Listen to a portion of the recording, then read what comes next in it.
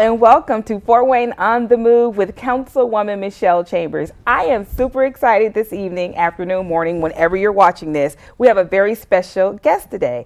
We have the director of AMP Lab, Riley Johnson. Welcome. Hey, Michelle. How are you? I am great. It is so good to be here with me today. This is only our third recording. Yeah, awesome. Yes. So I was thinking to myself, how many people really know what's going on with AMP Lab? So before we jump into what AMP Lab is, please share with our viewing audience, who is Riley Johnson? Yeah. Who are you? No, so this has been such a fun journey. So I'm a lifelong public educator, and so I've been blessed that I've been able to kind of live on the fringe, or as some would say, the progressive edge of public education. So I'm born and raised in Allen County, got my start with the opening of New Tech Academy at Wayne High School, so a smaller learning community with a real emphasis on project-based learning, and that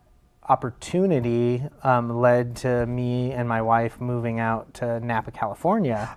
Wine country. Yeah, I said there's worse places.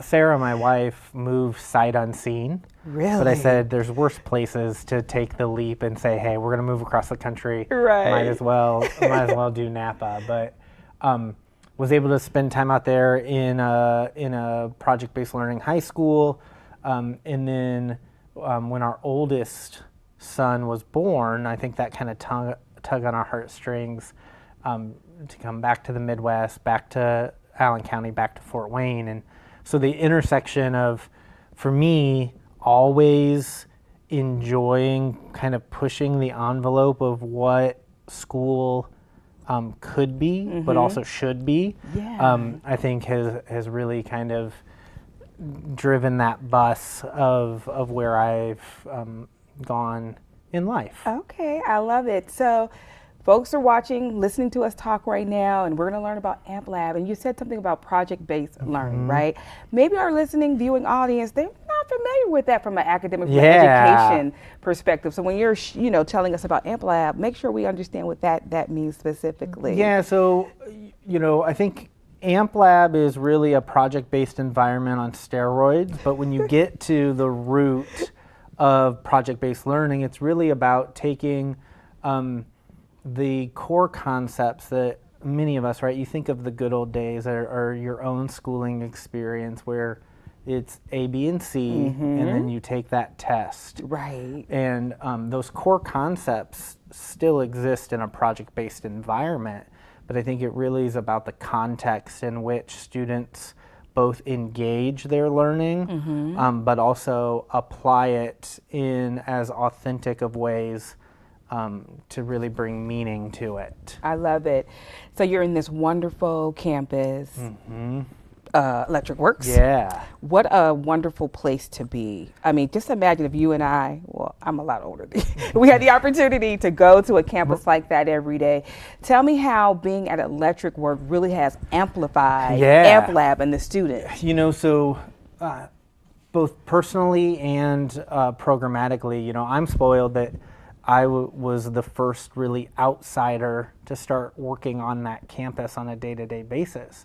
And so seeing it from the ground up, I think, the possibility is really what excites me. When you take a group of 400 17 and 18-year-olds and you put them on this this powder keg that's continuing to evolve and develop and change and grow, and you incorporate them in that environment 5 days a week, they own it as much as anybody. Yeah.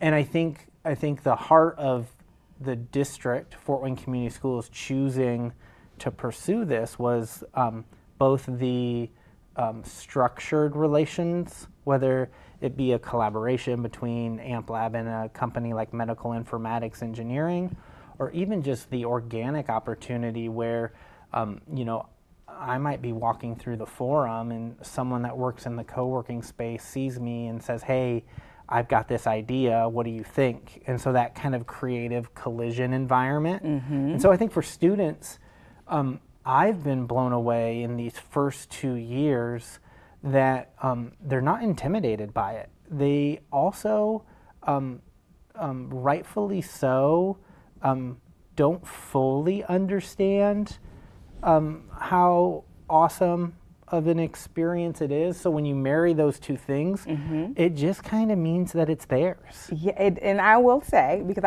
I became aware of AmpLab as a community partner. In your first year, I had the opportunity to come and listen to pitches, right?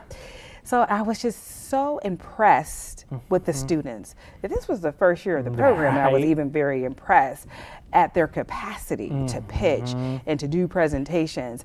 For individuals who have never been on the campus, I'm going to cheat a little bit because, again, I've been on campus, and we'll talk about how I'm on campus now. There are 4 studios. You want to talk to us about the 4 studios that are at AmpLab, which are essentially our classroom, their open learning areas? So at its core, AmpLab is really a idea incubator and accelerator, and we really truly believe that it kind of flips the traditional career path preparation pipeline, where what if we start with endless possibilities and students choose how they pursue potential opportunities. And so our studio model really is what grounds us. And so as it exists today, AmpLab has 4 studios. So we have the Three Rivers Venture Studio, the Parkview Miro Make Studio.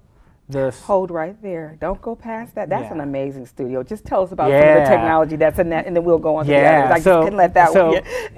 in the Make Studio, it's really all about prototype and product creation. And so we really took the stance that we want a little of a lot. And so I think last we counted, we're up to 40 3D printers of different scopes and capabilities and materials, and we have a fabrication lab with me being kind of selfish, I thought, what would I want a dream workshop to look like for myself, and how do I bring it to life at AmpLab? And so every woodworking tool you could want, we have CNC mills and lathes, and so just really the idea, if I need to create something, that I've got the resources at my disposal to gain the skills to bring that to life. I love that. And the other 2 studios? Yeah, so then we have the Serac Family Foundation Create Studio, and our last studio is the Grow Studio. And so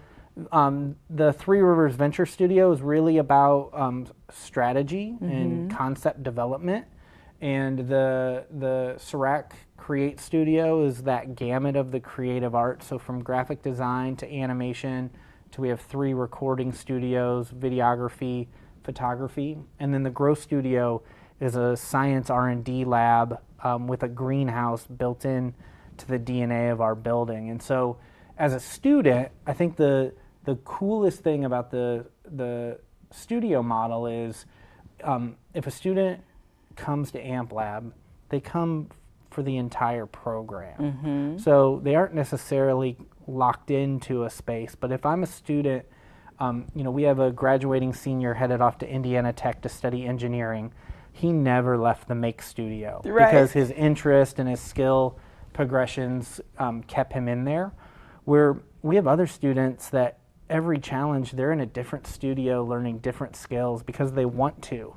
And so having kind of those 4 core spatial experiences, I think have really helped the program come to life in different ways. As a student in high school, I just couldn't imagine having that every day. I can walk into a building and say, if I dream it, I believe it, I can achieve it. There are tools here that allow me to achieve it. I think that's what's so wonderful about AmpLab, that you can explore all areas. I mean, you just made the statement, 1 student stayed in Make the whole time, but imagine there's those who had the opportunity to do a project or opportunity in every studio, which I think is really, really amazing, because our kids live in a fishbowl now. They can just, the world is an oyster. They can do whatever they want to do, and right there in that learning environment.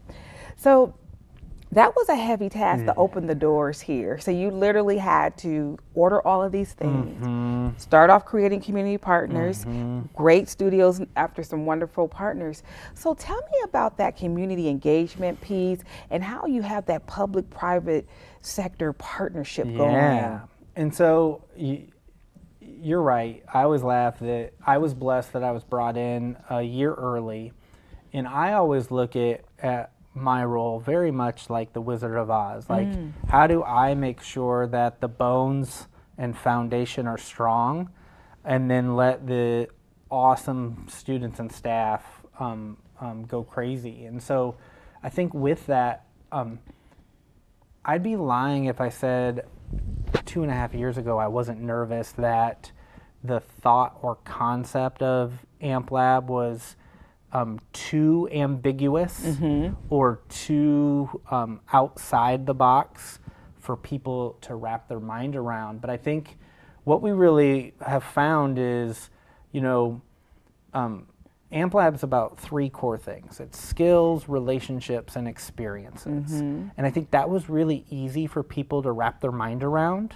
And then one of the things that we had a lot of success with was in traditional school settings, the relationship with community partners is sometimes too transactional or too surface, where it's like, hey, come in, talk to kids, great, you walk out. And so we really started flipping that equation where, okay, for each individual partner, what is their desired return on investment, whether it be their talent pipeline, whether it be altruistic feel good, whether it be community good. And so starting with really what were they looking for, I think let us create kind of multiple on-ramps where you can come in a really organic environment and interact with students, and that be kind of how you fill your cup. Or you can be an entrenched think tank partner where you're working side by side with students where you've entrusted them to solve a problem you're facing. And so across that scale, I think it's resonated where not only are we pursuing relationships, but most often it's people, how can we get involved? Yes. And so, we're blessed that I think last I counted in these first 2 years, we've had a little under 1,000 individual community experts work directly with students in various capacities. Which is amazing in this environment. Schools are dying for volunteers, but people are knocking on the door wanting to come in and volunteer, because there's so many levels of the volunteer that you can do. You can be a mentor, a business mentor. You can be an engineer to help them figure out how to figure out a problem that they're having to solve in a think tank. So the level of your volunteers is just amazing. And the reason why I know all of this is because I happened to start off there volunteering, and then I was a long-term sub. Yeah. Now, we in the building oftentimes talk about scaling. So you have afforded me the opportunity, and I am now going to be your capstone teacher, facilitator. Yeah. Let's talk about the scaling of that. We're going into year 3 or 2? Year three. So let's talk about that piece, the capstone piece. Yeah. What does that look like to you? What does that mean to you? Yeah, so AMP Lab, by design, is either a 1-year or 2-year experience. So as juniors come, they potentially could be there for junior year and then go off to something else, or they could stay for a second year. And so part of kind of our growth is how do we continue to evolve the experience to really focus on the transitional period. And so I use the term manage versus unmanaged time a lot. And so that's one of the biggest tricks of being a senior in high school is you go from literally having the majority of your day managed to then snap of the fingers, it's almost all unmanaged. And so for us, in this second year, our capstone students are our second year students, so they spent junior year with us, then came back as seniors. We're kind of just intermingled, and they were really working on very specific, whether it be work-based learning opportunities through internships and apprenticeships, or they've launched a company and they were working on building that, or they were working with a community partner in our think tanks.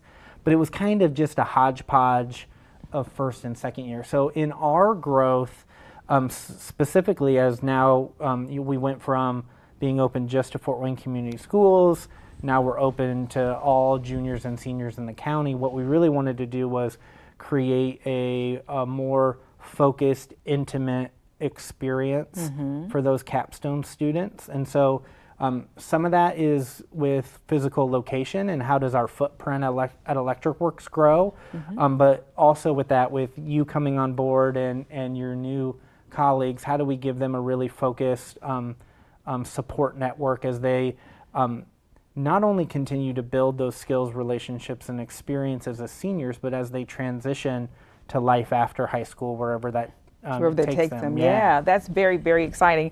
What I like about you as the director of AMP Lab, you've been very intentional and being very intent on watching and observing what works, what has been the best practices. Very fluid, but a very controlled template that has fluidity. So you can adjust where you need to adjust. And what I like about the students at AMP Lab is that we have, I call it, I've always used this term, if you're familiar with gumbo, it's like a good old pot of gumbo. You have students that may be introverted, extroverted, just varying students who, which I will say that some maybe weren't very outgoing. And by the time they're leaving at the end of the year, the skill set in this environment that they build from presentations, from working collaboratively, which is a huge cultural, I would say, foundation at AMP Lab. You learn to work in groups. You learn about leadership. It's all of these elements that will take you through life, like the 6 competencies, which is really the foundation of AMP Lab. You want to talk about those? Yeah. Because I want people to know that even though it's work-based learning, they do receive grades. They are graded. We have assignments. But the core of it are the 6 competencies that really help them to flourish and grow. Yeah, so unpacking that, so if a student comes to AMP Lab, they're in the entrepreneurship pathway, which is a series of courses in what's called CTE, Career Technical Education in the state of Indiana. And we chose that because the mindset, skill set, and processes that are underlying in entrepreneurship are applicable to no matter where you land as an adult. And so what we did was we took the standards and key attributes of that pathway and mapped it backwards to what we call our competencies. And there's 6 of them: entrepreneurial spirit, leadership development, collaborative intelligence, emotional intelligence, financial insight, and then something we call intuitive agility. And so those 6 are really where students bring the concepts of that entrepreneurial pathway to life, but it's also where they attach the industry skills they learn along the way. And so as a student, I'm collecting evidence and artifacts that demonstrate my growth and mastery. So they do, in the current context of Indiana, they still get letter grades, but the way that they get it is really build off growth and mastery and not necessarily just completion. And so those 6 competencies are really the bedrock of the experience. And I think a lot of times what happens is you start at the ceiling, and I think what we tried to do was, well, let's build the floor so that every kid has the same launching point and that there is no ceiling. Right. And so if a student's coming to us with a 4.7, has always been academically gifted, that's amazing. But also if a student has been kicked out of school and they're in the alternative program, that foundation's the same. And then it's really up to their journey how they pursue opportunity to demonstrate that growth and or mastery. Which I really enjoy, because they may come their junior year completely oblivious to the 6 competencies. By the end of the year, they're using the language. They're really understanding the importance. And I think the goal, especially there's a stigma in education, right? The difference between school and life. And I think inherently, because of the kind of ambiguity, we're a school-based program, but it's not really school at the same time, but it is. The goal is always that like the core components of those competencies just become ingrained in who they are as people. It really does. I just love it. Now, Riley, you've been very creative, right? And I love it. I want you to share with our viewing audience, you did a reverse job fair. Yeah. Can I just say that was so amazing to be in the room? Tell me when was the moment where you're like, we're going to do a reverse? Yeah. Share that with the audience, what that meant exactly. So we knew we wanted to do something both in preparation of juniors transitioning to senior year and also seniors moving out into their path, whether it be they're going to IB Tech, they're going to a 4-year, they're looking for full-time employment, or even enlisting. And so the idea of a reverse job fair wasn't new to me, right? But it's not something you see that often. And so I think given the foundation of the culture at Amp Lab, where students really are the drivers, I think for us it was how do we make sure that experience is the same. And so in that reverse, right, it's exactly what you think. Instead of the businesses setting up booths, the students are the ones on display. And for our first time, it was super infatuating. Tell us how many partners you had come out for that. How many businesses? So we had right over 130, and across industries, across needs. And the nice thing is we kind of move into year 3 and we do something like it again. There's ways that we're going to get better at it, but just the energy and the connections where, if I'm a business and I have a specific need, they were able to come and identify who the subset of students were that fit that need and just engage directly with them. Some wanted to engage as many kids as possible. And so just a good way, and I think as you mentioned the word scale earlier, very rarely, and I think one of the most unique things about the Amp Lab experience is 400 students is not big when you compare it to a large comprehensive high school, but when you think about innovative, immersive experiences, it's ginormous. And so to try and pull off something like that, where we're actively engaging, 185 kids at the same time, that was one of the big takeaways. Was we were so blessed that Do It Best partnered with us on that, but we were too big for their conference room even. And so that was a simple opportunity for us to try something a little different, to engage the community specifically when it comes to that talent pipeline. Yeah. And something else that I noticed, everyone likes to come and visit your campus. You have people coming from all over the state, corporations. That's different for a director of a school, right? Yeah. So you're leading your staff, the students. What do you think some of the common threads out of their visits come? Because they come. The people are coming. So I'm blessed that for me, and I am an open book, that as long as I'm involved in Amp Lab, there's no desire for it to grow. And what I mean by that, there isn't a goal to franchise it and spread it. Because I think so often in education, we get to that before we kind of have figured out our own messes. And I think that's liberated us a lot in the relationship with interested parties. So whether they're school districts around the region, whether they're school districts around the state, or people coming from outside the country even to kind of see this activation. And I think some of the biggest common threads are how do you logistically pull off all of the strings to where the experience is authentic and organic, but it makes sense?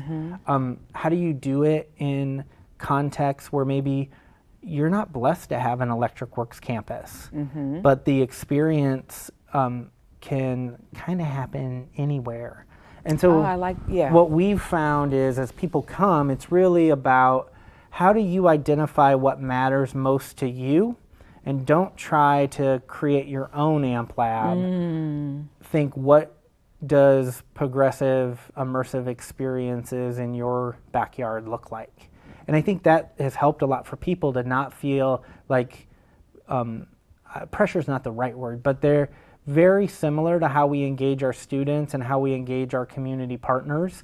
Is how we engage those people. Like, what are you looking for? Right. What are your real desired What's your outcomes? curiosity here? Yeah. So we've talked about the students. We've talked about you, the director, the community engagement piece, the partners. Let's talk about this phenomenal staff that you have. How many? You have probably over 50 plus years of experience very much. You were very fortunate to this rock star staff. Yeah. So tell me, what was your thought when you were seeking and looking? Yeah. The staff that you have there, it's amazing. Yeah, and so I think, there are really kind of three paths for the staff. We have a subgroup that have always been in fringe environments that coming to AMP Lab was just kind of a natural next step in their own journey. We have a group that maybe were really innovative in their own environment. And so they were kind of looking for a collective space or a structural, systematized world of that. And then the last group is like you, coming from outside of the traditional pathway to a teaching position, and so lending kind of your expertise into that environment. And so I think as they all kind of pursued their interest, I think it went back to that kind of, okay, we've got a skeleton, but you're not walking into something that's built. Like, we're going to build this together. That's the beauty of your team. Yeah. They have the capacity. They've been doing that. It's been really good. Riley, we are reaching the end of our conversation, and hopefully next year we'll come back and check in and see where we're at. Would you close with sharing with possible parents or guardians or grandparents that, like, they're interested to learn more about AMP Lab? Yeah. So I think you look at that camera over there. You can let them know the orientations and how they go about that. Yeah. So right now, as we come into summer, for the 2024-2025 school year, if a rising junior or a rising senior were to be interested and they've not yet applied or have not yet been accepted, the vehicle for a family to express their interest is their home high school counselor. And so that counselor then gets in touch with us to express that interest, and then we navigate what it looks like in terms of whether the morning or the PM cohort is best. As we progress towards the 25-26 school year, both in the fall and the spring, there will be opportunities, whether they be school day tours or open houses or information sessions for students and parent guardians throughout the county to learn more, see AMP Lab in action. We kind of try to be an open book. And so if you're interested for this coming school year, reach out to your home high school counselor. And if you're going to be a current 10th grader, or maybe you're a rising junior that isn't quite ready for that 25-26 school year, the FWCS AMP Lab website or whatever social media you're active on, we're active on, is where you can find more information of when those type of opportunities will be available. Riley, thank you for joining me Thank today. you for the time. I'm so excited that you were able to come and hang out with me today. Thank you. You're welcome. Thank you for joining us today. I am super excited that you all had opportunity to learn about AMP Lab. So just remember, AMP Lab is a place where our students are able to grow, thrive, be creative, and be innovative. And it works because why? We have community partners working in partnership with the school district under the wonderful direction of Riley Johnson. Thank you, and we'll see you again next month.